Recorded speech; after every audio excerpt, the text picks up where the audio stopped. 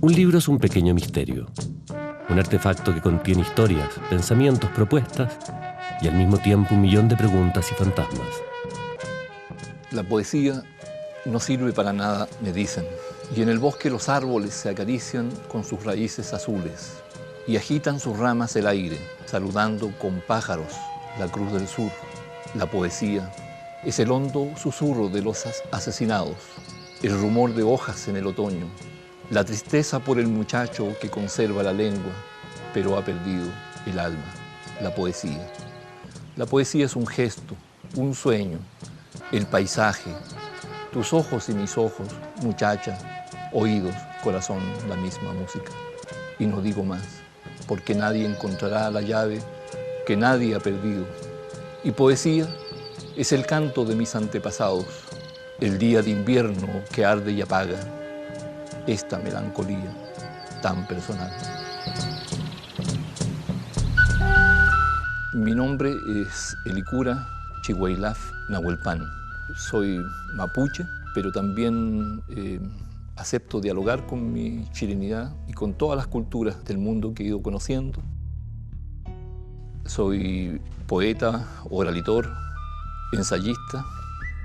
No es fácil separar a un poeta como Helicura Chihuaylaf de la voz de su pueblo, porque la poesía habita en el centro mismo del relato, la oralidad y la palabra de los suyos. Ser mapuche es de alguna manera ser poeta. Es habitar en la mirada y el espacio de la naturaleza, quienes somos y quienes fuimos.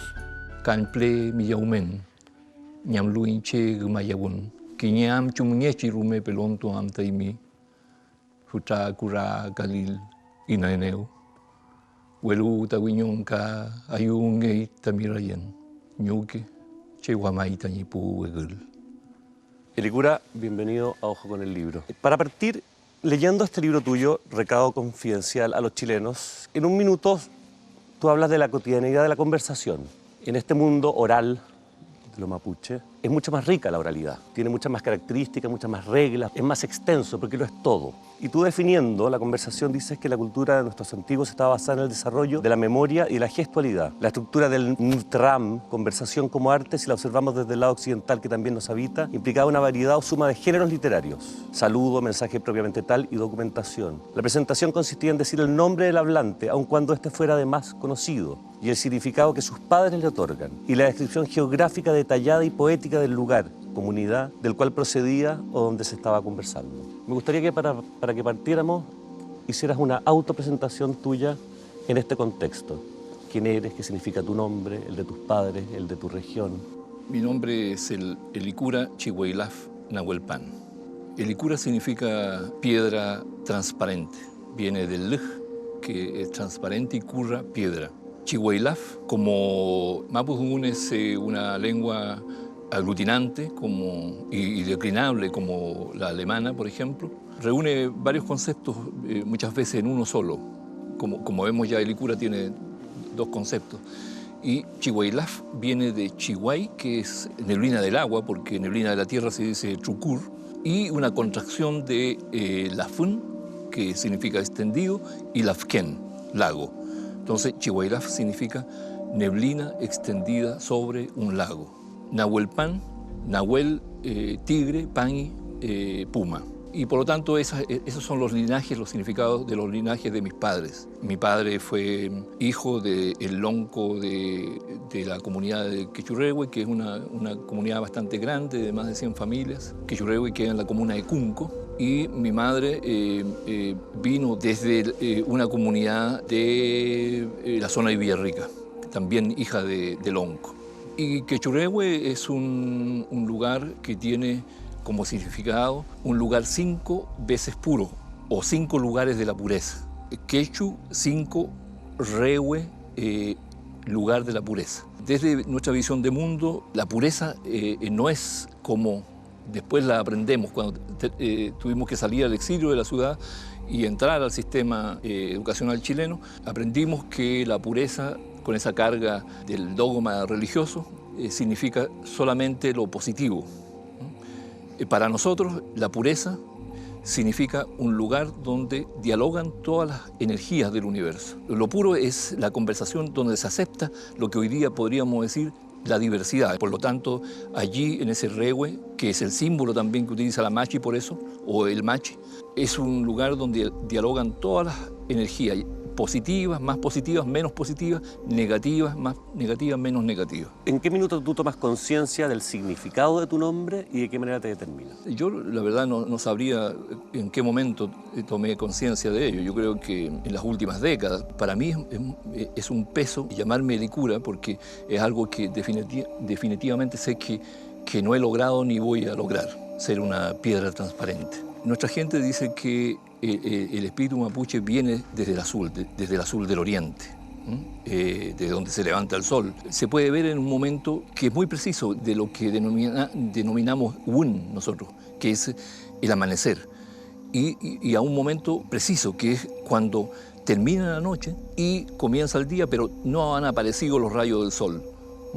Y se ve un horizonte hacia el oriente donde está el azul desde el cual venimos. Hay un color como medio neón, que es casi irreal. Claro. Entonces, dice, el espíritu viene a ocupar una casa transitoria que es el cuerpo. Entonces, el cuerpo que está representado por el corazón es una piedra no pulimentada. Entonces, el espíritu viene cargado de palabras, la capacidad de comprender, de escuchar la naturaleza. Es como el agua que corre. Entonces nos dicen, el corazón tiene que ser pulimentado, trabajado por el agua de las palabras y ojalá hacerla transparente. Y eso es el significado de Helicura. Helicura es poeta y es cara de una reivindicación que a los ojos de algunos, cerrados a mirar la tierra, los árboles, los ríos, los pájaros, como un mandato superior a nosotros, puede parecer por momentos violenta. Y sin embargo, la palabra que más resuena y vuelve a cantar cuando uno habla con Licura es ternura, ternura y más ternura, la ternura del azul. Se han hecho muchas caricaturas del pueblo mapuche con respecto a otros pueblos, al desarrollo tecnológico de los aztecas, de los mayas, por otro lado, a que no hayan tenido escritura. Sin embargo, yo creo que la ecuación no es tan simple, porque uno puede tener una oralidad, una riqueza tan grande que abarca el mundo entero mucho más allá de la palabra escrita. Todas las culturas, todos los pueblos han comenzado, sin excepción, ¿no?, en la oralidad, y sin ir más lejos, en la denominada literatura, de los grandes referentes, digamos, de la cultura occidental en este caso, la Ilíada y la Odisea. No son libros que fueron escritos por alguien, ¿no?, sino que fueron tomados desde la oralidad. Y yo creo que en tiempos más modernos, incluso el Miocid viene una tradición oral y la chanson de Roldan en Francia exactamente igual. Dicho eso, la oralidad tiene una fuerza porque está siendo reinventada por todos los habitantes, los que son parte de esa cultura. A través de eso, como el Ntam, el arte de la conversación, donde el arte no consiste tanto en lo que se habla, sino en cómo se escucha y lo que se escucha. Y por lo tanto, al escuchar, tú al hablar haces referencia a un colectivo. No eres solamente tú, no eres el egocentrista que cree que está inventando algo que ya está dicho de otras maneras. Entonces tú lo asumes, piensas en tu tatarabuelo, tatarabuela, abuelos, padres, vecinos de la familia, de la comunidad, y entonces siempre está la referencia que además te hace parte de un pueblo, y por eso me dicen, me digo, me están diciendo, etc. Siempre hay alguien más hablando en la voz de cada uno. Exacto. Y por lo tanto, la oralidad es un acto, yo diría que contiene mucha ternura, no como los libros, que aquí estamos a veces en nosotros solamente. Pero, claro, la diferencia en literaturas, entre comillas, o bien oralituras, como lo llamo yo, nativas, es que nosotros dejamos claro que aquí no estamos solamente nosotros, que nosotros estamos aquí porque antes estuvieron nuestros antepasados y ellos nos contaron historias, nos legaron una visión de mundo, gracias a la cual nosotros escribimos. Tú usaste la palabra ternura y la palabra ternura se repite en tu obra y en la concepción de los mapuches en cuanto a la relación con la tierra, a la relación con los ancestros.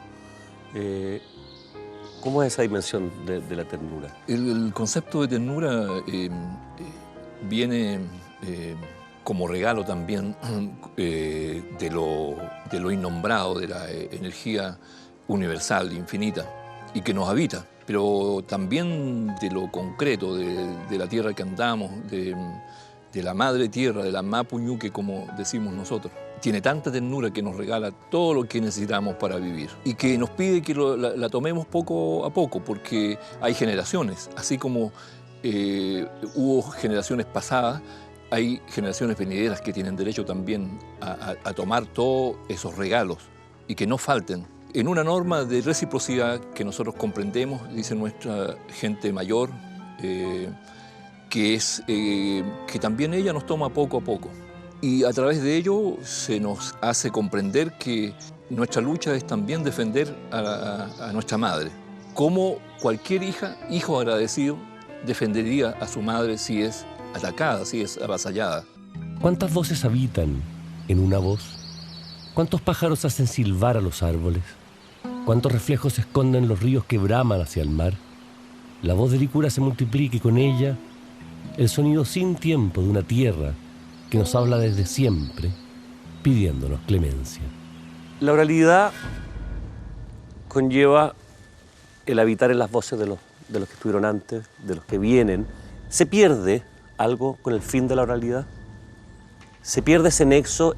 La palabra también, la posta de la palabra también es fundamento y aglutinante del pueblo y de la historia mapuche. Bueno, frente a eso uno siempre busca en nuestra propia gente, pero también en otras gente de otras culturas, ¿no? Porque finalmente el ser humano es uno solo, parado frente al mundo, preguntándose las mismas preguntas en cualquier lugar de dónde venimos hacia dónde vamos. Y yo recuerdo haber leído a un estudioso francés que se llama, o se llamó, no lo sé, Georges Mounan. Él dice que las lenguas son eclécticas y que el movimiento necesario y natural que se produce en las hablas y en el registro de ellas siempre se pierde y se gana. Y claro, con la oralidad se mantiene esta cercanía y pertenencia a un colectivo y la literatura tiende a subrayar el aspecto egocentrista, pero marca una necesidad, porque también permite comunicar ese pensamiento. Y yo creo que en el caso nuestro, la mayoría de los pueblos nativos, estamos en un momento en que no es ni oralidad, y me refiero a los que estamos escribiendo libros, pero que tampoco es literatura. Por lo menos en algunos casos que yo conozco, el concepto de la oralitura. Claro, y en mi propio hacer, que es fijar con cambios constantes, incluso una edición a otra, muchas veces no es el mismo libro. Hay cambio de versos, hay cambio de conceptos. Pero qué bonito. O sea, tú cuando escribes un libro heredero de una tradición y de muchas voces que te habitan, tu libro sigue teniendo vida y en una nueva edición tiene necesariamente que cambiar. Exacto. Y mira, tú tienes ahí el recado confidencial, sí, y lo has referido. Aparece ¿Un nuevo recado confidencial? Claro, una edición de celebración de los más de 10.000 ejemplares vendidos. Fíjate que yo le hice un agregado, le hice un anexo, ¿no? Para decir que este libro sigue vivo porque yo simplemente soy el articulador de esa conversación. Además que las situaciones planteadas continúan igual y muchas veces peor. Ahora, eso es lo que te iba a decir, que una cosa es el lenguaje y las voces de los que te acompañan, que van mutando porque vienen de muy atrás y van hacia muy adelante. Sí. Pero además lo que ha sucedido en los últimos 20 años en Chile, con la aplicación de la Ley de Seguridad del Estado, con situaciones que acá se daban como hipotéticas o en ciernes, como la situación del Alto Biobío, eso ya se cocinó, claro. Ya pasó y estamos frente a nuevas realidades de confrontación o de intentar llegar a un arreglo entre los mapuches y los chilenos. y que continúa, porque los proyectos de nuevas represas en el mismo Biobío están absolutamente vigentes. En ese sentido, nosotros como mapuche nunca hemos vivido en democracia, ¿no? Porque la democracia significa participación, en primer lugar. Nunca preguntan. El avance de las forestales es pero de una gravedad, pero que yo no sé si la chilenidad está tan desinformada como para no percatarse y sumarse a la lucha por la defensa del agua, porque finalmente el agua es la vida, ¿no? El ser humano, como sabemos, es fundamentalmente agua, y si ella falta, estamos perdidos. Hay un tema porque en el fondo eso es producto del trabajo de las forestales. Y hay una reivindicación de tierras del pueblo mapuche que lleva muchos años y que tiene justa razón. El problema de estas forestales, ¿son las forestales para ustedes? Porque hay una cosa que tiene que ver con la tierra, que uno ve que más allá, en tierra que no es de uno, las forestales están haciendo bolsa a la naturaleza y uno sufre por la naturaleza. Pero otra cosa es el asentamiento directamente sobre el territorio mapuche. La reivindicación tiene que ver con tierras, con lugares en que las forestales están trabajando sobre espacios que ustedes creen que es propio o son parte del territorio que habitaron. Lo que se reivindica hoy día es, mientras algunos, unos pocos, que son cada día menos y que son por lo tanto más feroces y más acaudalados, son los que se están apropiando y que tienen millones de hectáreas, mientras nosotros tenemos unas cuantas para todas las familias que somos, las comunidades. Y le han dejado las peores tierras, exacto, y las de más difícil cultivo. Y las forestales siguen avanzando sobre nuestro territorio. Tal vez para comprender mejor esto y empezar a pensar juntos, es la pregunta: si todos estamos afectados por lo que está pasando con el agua y con estas forestales que cortan el ciclo del agua, ¿no? Y hay otras como las mineras, la pregunta sería: ¿hasta qué punto se permite el ejercicio de la propiedad privada de uno en contradicción con la propiedad privada de otro que no quiere forestales, que quiere tener sembradíos, que quiere tener frutales, en fin? ¿Pero por qué una forestal condena al vecino fruticultor a dejar su oficio? Porque le priva del agua. Ah, bueno. Ya, lo que pasa es que cuando se plantea el problema del agua, cuando uno se plantea desde cosas que son muy bonitas, que tienen que ver con el pueblo mapuche y su relación con la tierra, sino con un problema cuando se apela a Chile, que es el gran problema. Chile responde cuando apelan a Chile y no entienden que los mapuches son parte de lo que somos. Claro. Pero cuando nos damos cuenta que el agua está faltando y le está faltando a todos, ahí recién las alertas funcionan. Aquí tiene que ver también con una cuestión ideológica. Hay una declaración que está vigente, que es una declaración que parte en el centenario del Estado chileno. Esa declaración muy sucintamente dice que Chile es un país de blancos, donde gracias a lo benigno del clima no fue necesaria la importación de negros y donde la presencia de lo indígena al sur de Chile y en las más bajas capas del pueblo es visible solo al ojo del experto. Para poder plantearse todo esto y buscar juntos una salida, se requiere que la sociedad chilena asuma su hermosa morenidad. Porque es hermosa la blanqueada, la rubiedad, la amarillentú, la negritud, ¿no? Ese es el hermoso jardín humano, ¿no? Pero ocurre que esa declaración dictó conceptos: cómo educar, cómo informar, qué considerar salud, qué considerar progreso y desarrollo. Progreso y desarrollo significa esquilmar la naturaleza. Y entonces dicen, es que los mapuches no quieren el progreso, no quieren el desarrollo. Entonces nuestra gente dice, no, si lo queremos, todo ser vivo, todos quieren el progreso. Lo que pasa es que nosotros lo queremos con la naturaleza, no contra la naturaleza. Yo veo que los mapuches, hay muchos mapuches en las ciudades, mapuches que además se van mezclando con otros chilenos y tienen algo de mapuche. ¿Qué te hace ser mapuche? ¿Puedo yo ser mapuche? En todos los seres humanos habita un indígena, un nativo, un aborigen, porque todos los pueblos surgieron en los aborígenes, en los nativos. Lo más rubio, lo más blanco, lo más negro, lo más amarillo, provienen de pueblos nativos. Incluso yo cuando escucho y la gente se conmueve, ¿no? Y dice, oye, pero es increíble este bosque, o el canto de los pájaros, la diversidad de pájaros, de flores. Entonces yo digo, ahí está hablando tu nativo. Ser aborigen, ser indígena, nativo, o como quieran llamarnos, es tener ternura, tener amor por todo lo que nos rodea, ¿no? Y agradecimiento por esta vida breve que nos ha tocado. Entonces, validar en ese sentido un pensamiento que está en el mundo mapuche y que está en todas las culturas y que es el jardín del mundo. Nuestra gente dice, nosotros como venimos del azul y nos habita el azul, ¿qué sería de un jardín solo con flores azules?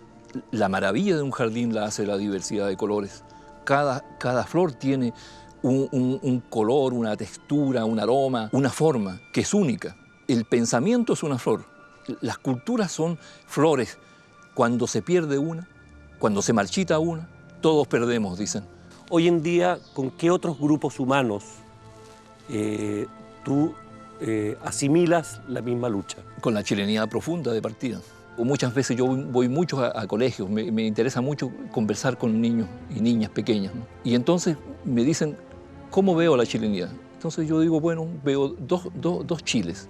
Una mayoría de chilenos y chilenas que son parte de la chilenidad profunda y huérfana, porque no tienen padres ni madres de la patria. De esa chilenidad profunda, claramente son parte esos adelantados y adelantados como Gabriela Mistral, Pablo Neruda, Pablo de Roca, Violeta Parra, Víctor Jara, por nombrar algunos. Y otra chilenidad que es la chilenidad superficial y enajenada, a la que pertenecen esos pocos que, como te decía, son cada vez menos, son cada vez más acaudalados y son cada vez más violentos. Parte del gran problema,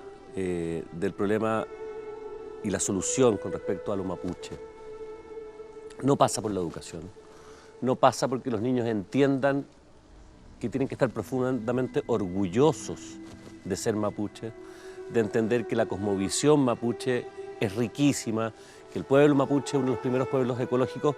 La ecología profunda se basa en los principios exactos que está en los mapuches hace 500 años. Entender que hay una cosa riquísima no es algo que por norma y por ley debiera ser enseñado en los colegios, porque si en 40 años más hay niños que se consideran mapuches en cuanto quieren serlo, quieren pertenecer porque están orgullosos de esa historia, todo se soluciona. Desde el minuto en que el mapuche no es la caricatura que se ha hecho de él, a través de la educación, a través de la historia escrita por los vencedores. ¿Cómo se cambia eso desde las bases? ¿Cómo se cambia con una mirada tierna? ¿Cómo le devolvemos la ternura a la que tú hablabas al niño que mañana va a manejar este país? Mira, el niño tiene esa ternura, la niña tiene esa ternura, y eso es lo que a mí me hace sentirme privilegiado, porque constantemente a lo largo de Chile me toca conversar con niños, niñas y jóvenes, y ellos están en esa visión. Y yo creo que por un lado claramente es un cambio a nivel político. La política entendida ya ahora como algo, como una totalidad, no como una fragmentación como se ha tomado la política actualmente, ¿no? Y por lo tanto ahí tenemos que hablar de partida de asambleas constituyentes, ¿no? Tanto para la chilenidad como para los pueblos nativos. ¿Qué te enseñan en el colegio? A ver, la araucana. ¿La araucana tú crees que ayuda? Ayuda, pero es que la araucana no se enseña, se nombra. Pero a ti te gusta como porque eso es la aproximación más cercana que tenemos en los colegios tradicionales o en el 99% de los colegios al mundo mapuche. Es cuando en castellano se aprende la araucana. ¿O tú crees que debiera ser otro texto, que hay otros textos que les son más propios, que serían mucho mejores para aproximarse a ese mundo? Sí, también, o sea, hay que sumar, pero te insisto, no hay que excluir a la araucana, porque también ella contiene un acto de ternura de una persona, claro, de una persona que vino como enemigo, ¿no? Ni siquiera ahí podemos hablar de adversario, vino como soldado, y que él eligió la ternura, prefirió ser el poeta que fue. No se enseñan esos versos, esas octavas reales que escribió Ercilla cuando dice que no se vaya a creer que un pueblo tan dado a la sabiduría y a la disciplina iba a escoger un jefe por la fuerza y no por el seso. El día que los niños anden por la calle gritando orgullosos que son mapuches, va a cambiar todo. Va a cambiar por lo menos, se va a vislumbrar un... Claro, que cada cual exalte lo que es y que respete la diversidad. Fíjate, me parece muy importante lo que tú mencionabas hace un rato, que es el hecho hoy, la biodiversidad es un concepto de suma modernidad, o sea, y que se ocupa mucho. Y sin embargo... la pata. Y Trófimo Monén es el centro de nuestra filosofía, de nuestra visión de mundo, y que significa la totalidad sin exclusión, la integridad sin fragmentación de toda la vida, de todo lo viviente, y eso es la biodiversidad. Y hay que valorarse, o sea, todos los pueblos tienen que valorarse. Como dice nuestra gente, nadie elige nacer en un lugar, en un color, en un idioma, en una visión de mundo. Pero si nos ha tocado eso, lo que en Mapudungun nosotros llamamos Tubuni Cupalme, ¿no? El lugar en que nacimos y el Cupani Cupalme, que es la familia en que nacimos y por lo tanto la comunidad a la que pertenece la familia. Y entonces la tarea que nosotros tenemos es conocer lo que nos ha tocado, porque el conocer es la única posibilidad de llegar a amar, ¿no? Aquello. Y por lo tanto, si amamos eso, nos amamos a nosotros también y podemos mirarnos en el espejo físico y de la almidad o de la identidad tranquilamente. Y por lo tanto, es el único camino, nos dicen, para poder asumir esa diversidad, valorar realmente al otro y otra, ¿no? El Licura nos habla de esa hermosa morenidad, pero se abre a la hermosura de cualquier ser humano. Porque como bien dice, todos fuimos nativos. Todos podemos oír a la naturaleza si tan solo acusamos nuestros oídos y abrimos nuestro corazón. Tu madre murió hace un par de semanas. ¿Dónde está ella? ¿A dónde va? ¿A dónde van las almas de tu pueblo? Hay un retorno al lugar de origen, al país azul. Vuelve el espíritu a reunirse con la energía universal de sus antepasados, ¿no? Porque, como señalaba antes, el espíritu viene desde el oriente, del infinito, y entonces viene al cuerpo cuando transcurre esa vida y en el periodo que le correspondía.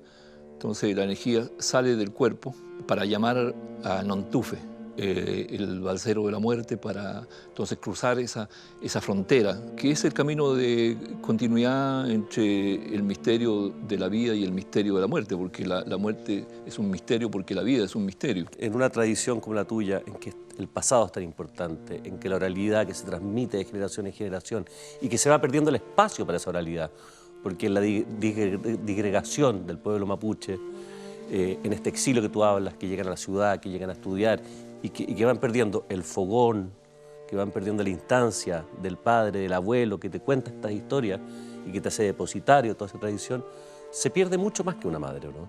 Cada vez que te van dejando los tuyos.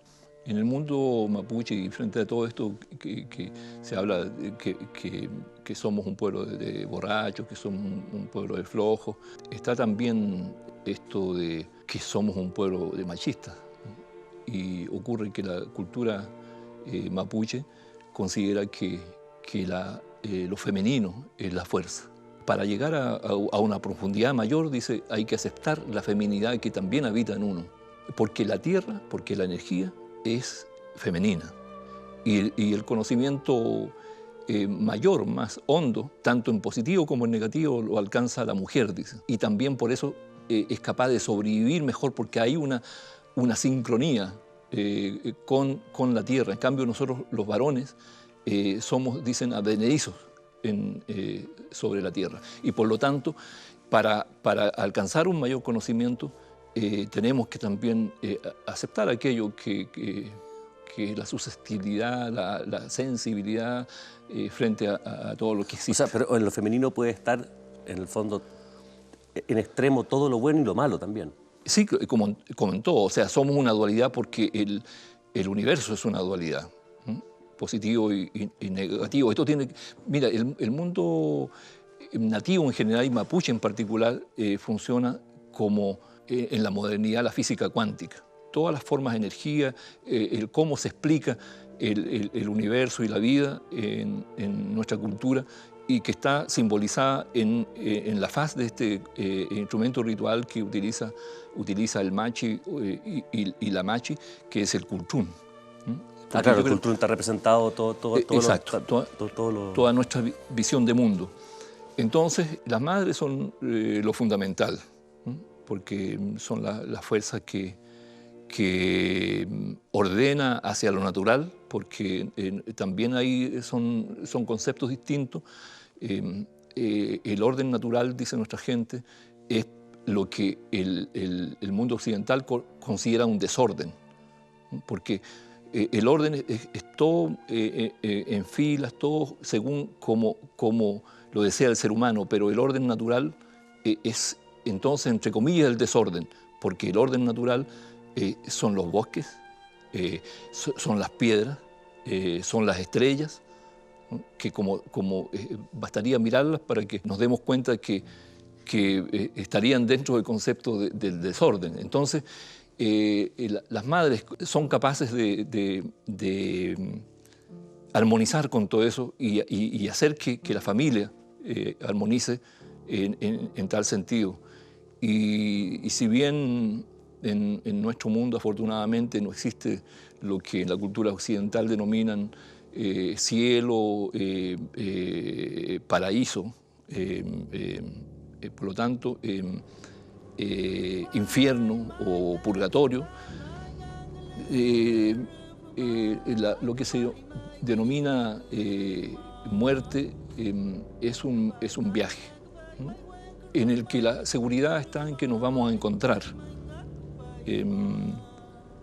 Pero también está el dolor de preguntarnos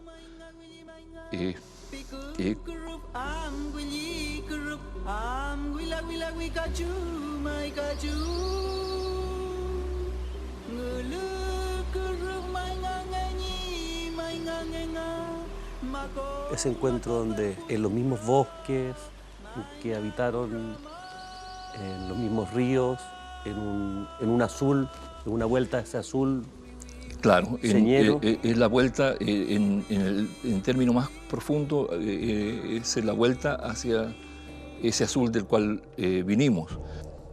Seumá fuchaninche, aligüen rayil el humo, azquintulen fin ti azpun mapu, tunten curf meu miyauken, kimlan. No me lafken meu petu conchi ante meu, huelcureneu seuma, ni calfucuyen, amuan ka ni yomu afiel pu fuchaquecheyen. Calfu leita tima pu cheuyin amuan, coñi newen ñochiquechi yeneneu, wenuleufu quiñe pichi troquelei, muten tuwaikele lucom, afpun mapu meu. Tu faci peu mameu mulewen, remumun pu remukelu, ni gufkulena motan, la que nochi gulcantun mongen meu. ¿Qué podrías decirles tú a los chilenos, en resumen, qué es la gran fuerza de los mapuches? Pero en términos súper como generales. Claro, nuestra ternura por la naturaleza, por la tierra. Lo que implica que efectivamente nos consideramos uno más en ella, ni más ni menos que las plantas, que los árboles, los pájaros, que las flores, que los ríos. ¿Qué puede aprender el pueblo mapuche de los chilenos? Hay un aspecto que yo valoro en el Chile profundo, en la chilenidad profunda, y que es esa mixtura expresada a través de diversos actos y diversas actitudes que revelan, contrario al deseo incluso de muchas chilenas y chilenos, su componente también nativo, y que es, por ejemplo, el ser fuertemente solidario. aunque también tengo que decir que esa característica se ha ido perdiendo cada vez más. El problema mapuche, el conflicto mapuche, o como le pongamos, ¿tiene solución? Claro, tiene solución, es una solución que requiere bastante tiempo. El conflicto, insistimos, lo ha creado el Estado, porque es Chile el que invade el territorio mapuche con el ejército triunfante en la Guerra del Pacífico, que no respetó los tratados, como sí lo hizo el imperialismo. Algunos chilenos se preguntan por qué parte del pueblo mapuche se coludió, diríamos, con su adversario español. Pero ocurre que entre dos adversarios había uno que sí había dado prueba de respetar los acuerdos, o sea, y otro que no. El Chile independiente es más bravo para los mapuches que el español de la conquista. Claro, claro, absolutamente excluyente. Y que invadió con todo lo que eso significa. O sea, muerte, tortura, usurpación. ¿Dónde termina la reivindicación territorial? Porque es una negociación permanente, se está pidiendo la recuperación de ciertos territorios, se le da a ciertas familias en vez de darse como comunidad, y uno dice, bueno, pero después ¿qué va a pasar con el hijo de ese y el hijo de ese? Siempre el temor desde el otro lado es ¿hasta cuándo van a seguir pidiendo? La reivindicación, ¿cuándo termina? ¿Cómo se podría hacer un proceso reivindicatorio real y final? Es que ahí tiene que haber un trabajo de una comisión que tenga la diversidad también, que desde todos los ámbitos que están involucrados en esta situación, de una búsqueda de una verdad histórica.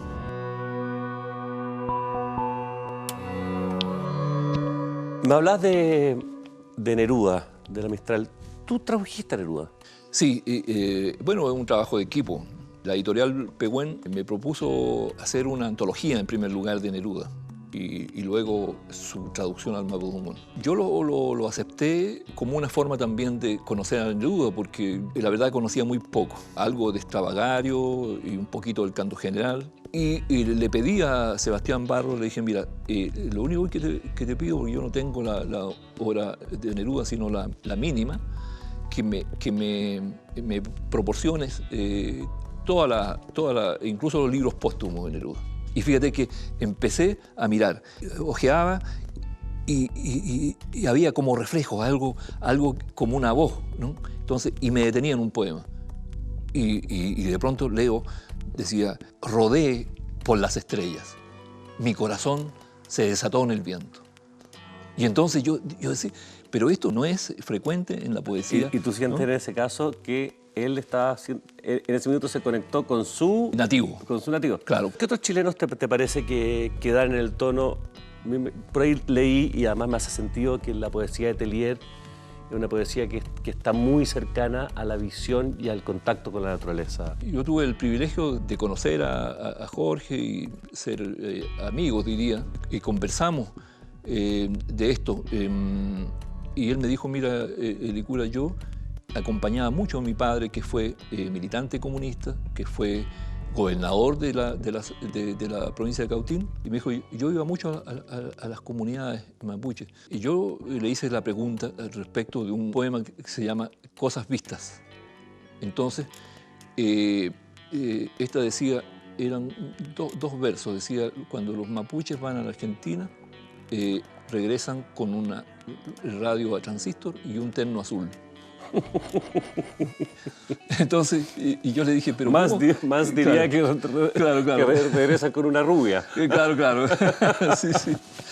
Y cómo, yo le dije, pero ¿cómo tú diste? Porque eso no cualquiera. Entonces me dijo, no, es que yo conozco la visión del mundo y sé que el azul para ustedes y aprendí, me dijo, del mundo de la conversación. Escuché el canto en mapudungún. Mi padre dijo, sabía un poco, había aprendido.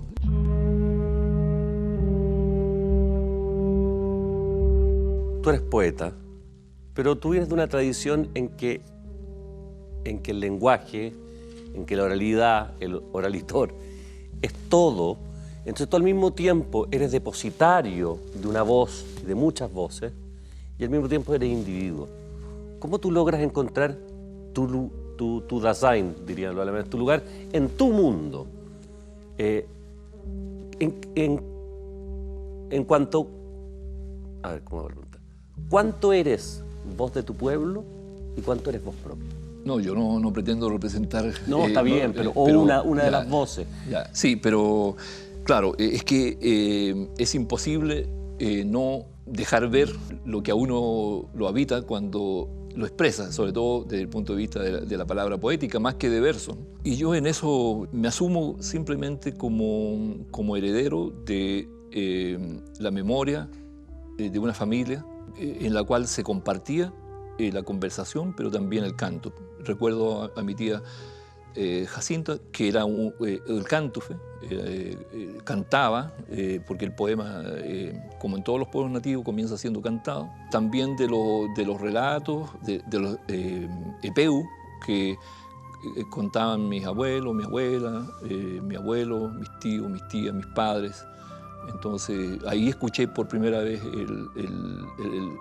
un relato que sigue siendo bastante desconocido, que es el Calfu Epeu, el relato del azul, que ya he referido. Eso es mapuche, porque eso soy yo. Sí, ¿no? lo que pasa es que es muy impresionante.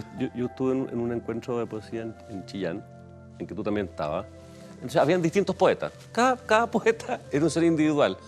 Hasta que llegaba Licura, ya lo que había al frente no era un poeta. Era un poeta, era un pueblo, era una voz, era... Tú cargas con mucha historia. Ahora, yo sé que hay otros poetas, hay poetas que dan mapuches que dan cuenta de la vida ya más citadina, del desarraigo dentro de la capital. David Añiñir. Añiñir, exactamente, Añiñir. Este encuentro fuerte entre dos mundos. Claro, el desencuentro. El desencuentro, sí. en términos generales. ¿En qué minuto surge tu voz? Mira, yo comencé a escribir cuando estaba interno, sin ninguna pretensión más que conversar conmigo mismo, y no sé cómo llegué al papel, porque claro, éramos como 300 y tantos alumnos internos y seríamos unos 3 mapuches. Y yo comencé a escribir no porque quisiera ser poeta, sino porque necesitaba conversar conmigo mismo de lo que me estaba pasando, echando de menos ¿Y eso es porque perdiste el espacio de la conversación natural de tu pueblo? Claro, ¿Al irte interno? Claro, y porque yo pensaba en Cunco, donde estaban mis padres, a orillas del Bracero, en el campo, donde estaban mis abuelos, porque mis padres habían tenido que ir a este pequeño pueblo. Y entonces, y también rituales ceremoniales que se hacían, porque como mi abuelo era lonco, se vivía muy intensamente. Yo creo que por eso también la presencia fuerte de las voces de mis antepasados, porque yo las escuchaba en esa soledad, entre comillas, del internado. Un libro para matar a alguien. ¿Se te ocurre? Hay varios aquí. ¿Aquí? Sí. Digo por el volumen. Un libro siempre tendrá algo que rescatar, ya sea desde su negatividad o su positividad, porque en general un libro está hecho desde lo mejor de lo que habita a la persona que lo escribió. Ahora, ¿qué pasa con Mein Kampf? Que yo creo que no hay libro que haya que extirpar por una cosa de libertad y también que tenemos que saber lo malo que puede salir de la cabeza humana. Pero Mein Kampf de Hitler, no sé si sea un libro... Yo creo que sí. Que es bueno que exista, que sepamos hasta dónde podemos llegar. Exacto. Un libro para conquistar a alguien. Yo creo que eso está en el corazón más que en un libro, en el corazón de cada palabra. Claro, porque bueno, no hay que olvidar que la palabra poética, más que verso, es siempre la búsqueda de lo mejor y que hay en uno y la manera más bella de decirlo. Un libro para darse estatus. Yo te respondo con una pregunta que me han hecho muchas veces. el libro que más leo es el libro de la naturaleza. O sea, la imagen del más sabio para ti es el que sabe observar. Exacto. Un libro que ayude o un poema que ayude a solucionar o a ayudar a solucionar el conflicto mapuche. Hay varios, pero creo que la historia del pueblo mapuche de José Bengoa es uno de ellos y diría el primero, por eso lo nombro. ¿Alguna palabra que quieras compartir? Nosotros tenemos muchas palabras de origen mapuche en nuestro lenguaje, pero alguna palabra que no la tenemos incorporada y que tú dices, les voy a regalar una palabra maravillosa, que debieron usarla, porque la verdad es que ustedes no tienen nada para denominar esto. Me imagino que hay muchas, pero alguna que le tengas especial cariño. Claro, hay muchas, pero me quedaría con una palabra que además es probable que pueda reparar un error, Ya. Que es la palabra Camolfunche respecto de la palabra Huinca. Camolfunche significa gente no mapuche, gente de otra sangre, que puede ser o no amigo nuestro o amiga nuestra. Y esa es la palabra que...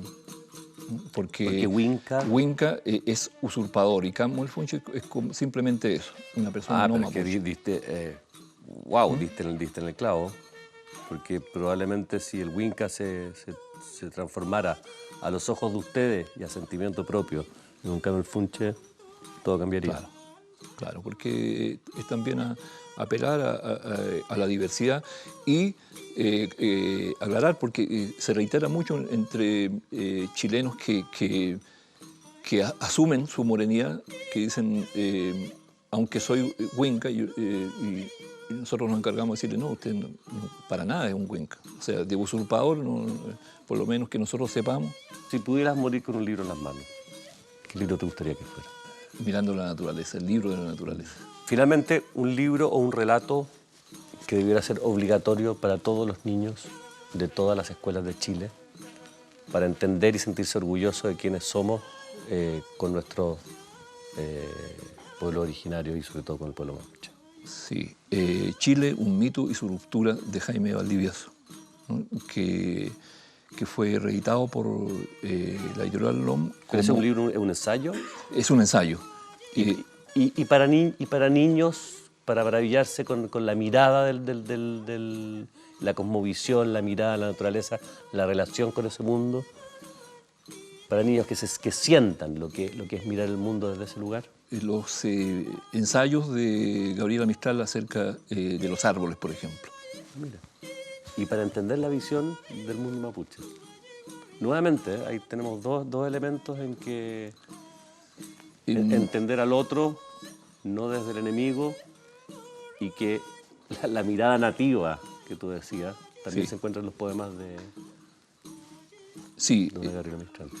Bueno, para la visión de mundo hay una versión para niños de la editorial Pehuen, que es las memorias del lonco Pascual Coña. ¿Película? Muchas gracias. No, gracias a ti, respeto Pablo. Y disculpa la ignorancia permanente que yo represento de todo nuestro pueblo.